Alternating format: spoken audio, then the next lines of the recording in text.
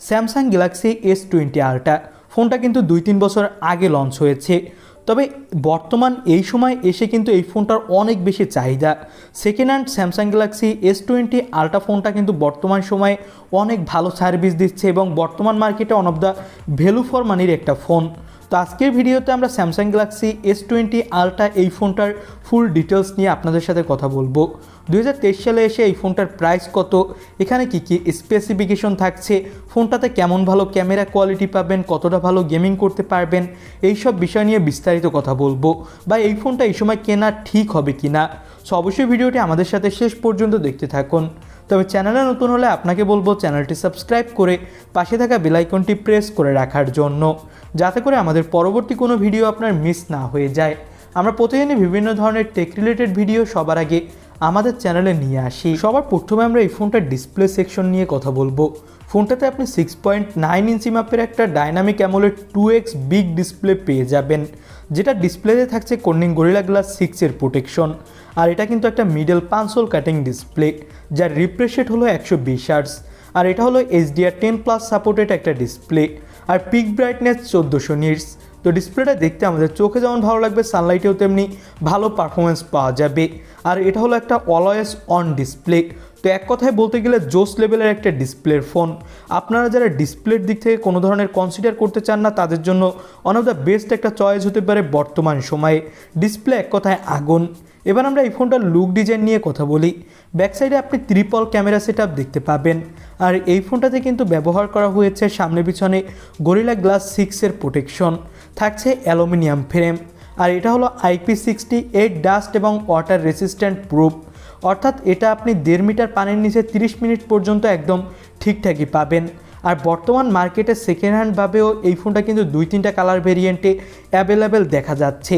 তো আমার কাছে মনে হয়েছে যারা একটা বেস্ট ডিজাইনের দিক থেকে ফোন কিনতে চাচ্ছেন কিন্তু ভাবছেন যে স্যামসাং S20 আল্ট্রা এই ফোনটা একটু ব্যাকডেটেড ডিজাইনের হতে পারে, তাদের জন্য আমি বলবো যে এটা কিন্তু বর্তমান সময়ে অনেক একটা দুর্দান্ত ডিজাইনের ফোন। এবার আমরা এই ফোনটার পারফরমেন্স নিয়ে কথা বলি। ফোনটার এর যে ইউকে এবং আমেরিকা ভেরিয়েন্ট, এখানে কিন্তু ছিল কোয়ালকম স্ন্যাপড্রাগন 665 চিপসেট। তবে এর যে অন্য গ্লোবাল ভেরিয়েন্ট, সেখানে কিন্তু এক্সিনোসের 990 চিপসেটই ব্যবহার করা হয়েছে, যেটা আপনি বর্তমান সময় সেকেন্ড হ্যান্ড আসলে কিনতে পারবেন।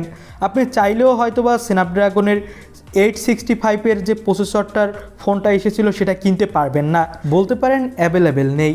তবে এক্সিনোসের এই 990 প্রসেসরটাও কিন্তু ভালো একটা চিপসেট। ওই সময় তো ওয়ান অফ দ্য বেস্ট একটা চিপসেট ছিল, তবে বর্তমান সময়ে আপনাকে পারফরমেন্সে হ্যাপি রাখবে আমি আশা করছি। এখানে আপনি PUBG, Free Fire, Call of Duty, Asphalt 9 এইসব গেমগুলো অনেক ভালো স্মুথ প্লে করতে পারবেন। যখন ফোনটা লঞ্চ করা হয়েছিল তখন কিন্তু এখানে out of the box Android 10 ছিল, তবে বর্তমান সময়ে আপনি অ্যান্ড্রয়েড 13ই পাবেন এবং এখানে থাকছে অন UI 5। তো আমার কাছে মনে হয়েছে এই ফোনটা পারফরমেন্সের দিক থেকেও বেস্ট।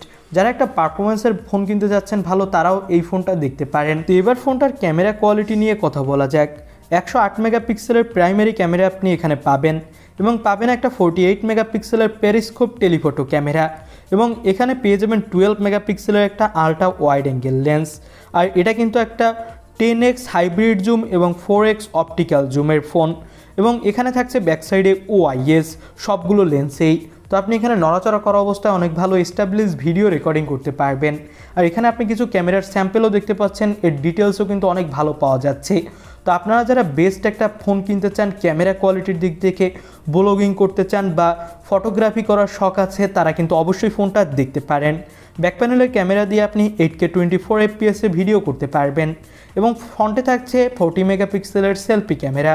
সামনের ক্যামেরা দিয়ে আপনি 4K 60 FPS ভিডিও রেকর্ড করতে পারবেন। তো বর্তমান সময়ে যারা 35,000 টাকা বাজেটে একটা বেস্ট ক্যামেরা ফোন কিনতে চাচ্ছেন, তাদেরকে আমি বলবো এই ফোনটা আপনারা দেখতে পারেন।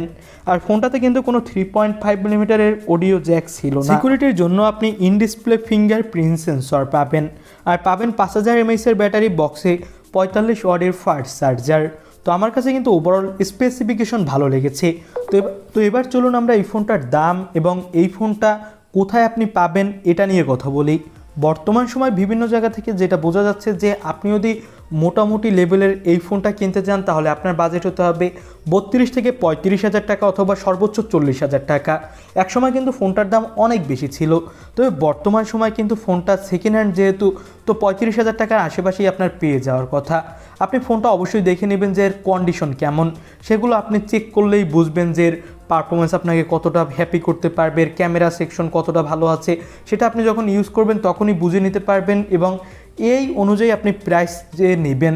এবং বর্তমান সময়ে ঢাকাসহ বিভিন্ন বিভাগীয় শহরগুলোতে এবং জেলা শহরগুলোতেও অনেক শপে এই ফোনগুলো অ্যাভেলেবেল আছে, আপনি সেখানে ট্রাস্টেড শপগুলো থেকে নিতে পারেন। তাছাড়া অনেক সময় দেখা যায় যে বিক্রয়.com-এ এই ফোনগুলো পাওয়া যাচ্ছে, ফেসবুকে বিভিন্ন বিজ্ঞাপনের মাধ্যমে পাওয়া যাচ্ছে। আপনার যদি মনে হয় যে এটা ট্রাস্টেড তাহলে অবশ্যই আপনি নিতে পারেন। তো এবার যদি আমি বলি যে এটাকে টক্কর দেওয়ার মতো কোনো ফোন মার্কেটে বর্তমান সময়ে আছে কি না, তো যেহেতু এটার একটা সেকেন্ড হ্যান্ড ফোন, তো সেই হিসেবে বলতে গেলে আমার কাছে মনে হয় ফোনটা কিন্তু যথেষ্ট ভালো। যারা গেমিং করতে চান, পাশাপাশি ক্যামেরা কোয়ালিটিও চান, বিগ ডিসপ্লে চান, তারা অবশ্যই ফোনটা দেখতে পারেন। তো এই ছিল আজকে ভিডিও ভালো লাগলো অবশ্যই একটি লাইক করে দিবেন, চ্যানেলে নতুন হলে সাবস্ক্রাইব করে পাশে থাকা বেল আইকনটি প্রেস করে রাখবেন। আল্লাহ হাফেজ।